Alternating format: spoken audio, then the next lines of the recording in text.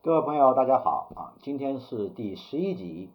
就是房车使用5年后，我再谈房车。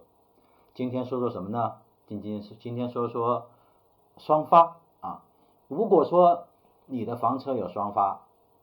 或者说你的房车在你的规划当中你想上双发，那么我有一个非常诚恳的建议啊。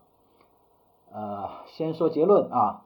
就是如果说你要想上48伏系统啊，想上这个双发电机，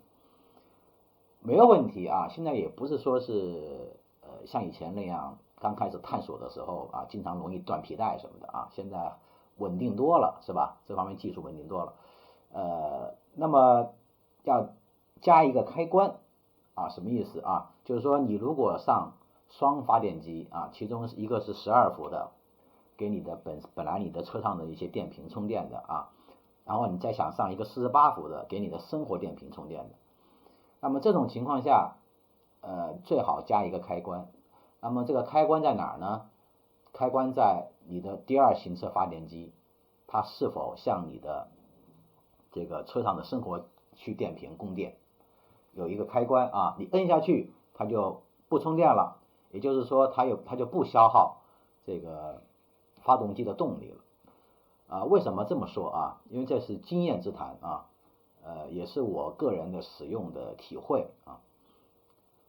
如果说你是新能源房车，那是另外一种处理方式啊，咱们一会儿最后再讲一讲。如果就是常规动力啊，就是你是一个柴油发动机带动的这个动力的这么一个房车，什么情况下会遇到问题呢？就是说你的电瓶，你的生活区电瓶已经很空了啊，比如说你在一个地方旅居了一段时间啊，生活电瓶已经没有电了，但是呢，你今天又想去一个别的地方啊，普通地方咱们就无所谓啊，平地都无所谓，但是你如果想爬山，比如说你想从这个举个例子吧，比如说在九江啊，九江有一个望庐山瀑布里面那个瀑布啊，是在山脚下啊，并不是这个庐山上面那个瀑布啊，三叠泉不是。那么你在那个地方生活几天以后，你的电瓶已经空了，对吧？那么这个时候呢，你想爬庐山啊，如果说你是双发，中间没有开关的话，你会发现你的发动机的动力很大一部分都被输出到这个第二发电机上去了，就造成你的这个发动机的动力啊，在驱动车辆的时候动力不足啊，尤其是那种连续的这种弯路啊，像是胳膊肘弯啊这样的弯，这样不行的啊，会发现你会觉得这个你的油门踩下去啊，感觉车就像死车一样啊，没动静啊，所以这个一定要注意啊。虽然说这样的场景你可能用的不多，但是呢，最好是加上一个开关。这样的话呢，当你遇到这种场景的时候，你可以让你的这个发动机全力的驱动你的车辆爬坡啊，就是走这山路啊，或者说比较陡的这种路面。这样的话呢，可以保证你的这个动力啊不尴尬啊，不会出现这个坡起的时候跑不动啊，或者说是甚至往回出溜的情况啊，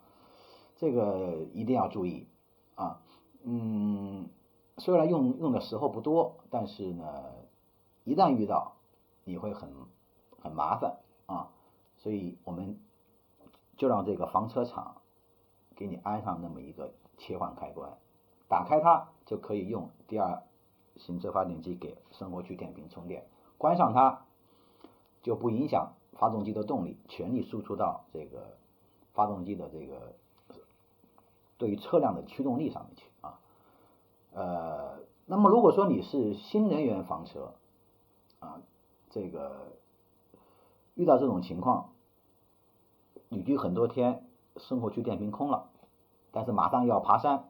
啊，而且那个山还不好爬，特别陡，特别弯啊，胳膊肘弯特别多啊。那最好的方式是你先停下来，让这个你的增程器啊，所谓的增程发动机啊，或者说你的这个